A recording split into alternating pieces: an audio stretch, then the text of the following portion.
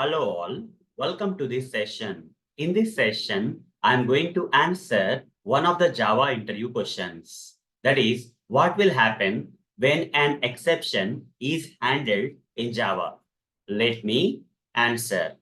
So, in order to understand the answer for this question, let me go through the practical demonstration. For that, I'll switch to Eclipse IDE. Here, I'm going to create a new class. I'll just name this class as class 27, and with the main method I'll create. Okay. So inside the main method, I'm going to write some code which will result in an exception. Okay. So what I'll do here is I'll say int a is equal to 9, comma, b is equal to 0, comma, c I'll say. C is equal to a divided by b I'll say. Okay. C is equal to a divided by b. And here I'll simply write down system.out.println start of this program. And here I'll write down system.out.println the result, that is the result C, I'll print it out here. And here at the end, I'll write down system.out.println end of this program. Okay. And if you want this particular statement to be written multiple times, you can write that, not a problem, so that it will be emphasizing the purpose of the program a bit. Okay. So let's run this code and see what happens in this case. So here, I'm not handling the exception. Okay. To understand what happens when you handle an exception, the question here is, what will happen when an exception is handled in Java?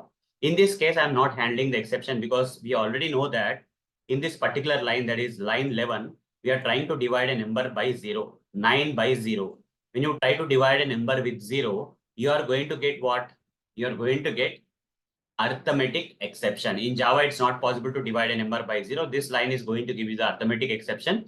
So how it will be giving the arithmetic exception? When what happens when this arithmetic exception comes? During the compile time, nothing will come. You will not get any error. But when you run the program, while the program is running, and the number 9 is getting divided by 0 here, you see 9 is getting divided by 0 here. A is having 9, B is having 0.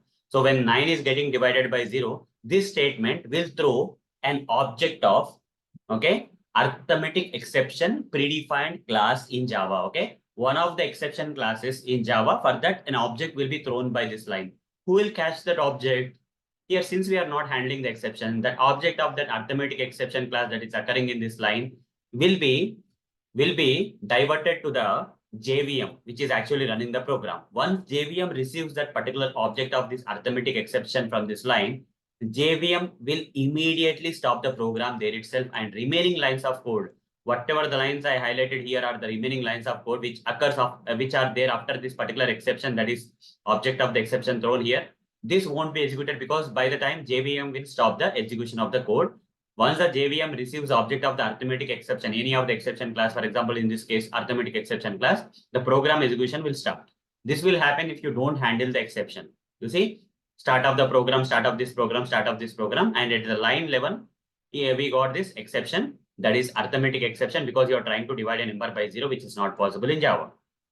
What will happen if I handle this exception? For example, if I put this try block here, this code related to this dividing the number by 0, I'll put inside the try block, and here I'll put a catch block. This how only one way in Java to handle an exception is what? By using the try catch block, guys. Okay, by using the try catch block only, we can handle the exception in Java. There is only one way in Java to handle the exception. Here I'll write down arithmetic exception T. I'll import this arithmetic exception from, okay, so I just made a mistake, arithmetic exception. The spelling mistake is there, that's okay. So once you don't have to import it from the basic default package of java.lang. If it is from a different package, you would have to import. But here it's not required to import this exception class. It's one of the predefined classes in Java. Here we have the object reference. Now, here I'll write down system.out.println arithmetic exception got handled here, I'll write.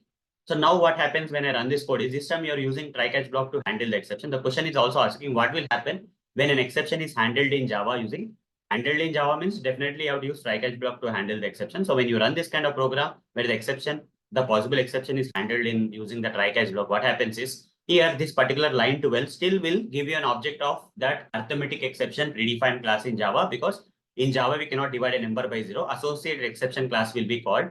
Object of the associated exception class, that is arithmetic exception class in this example, will be thrown.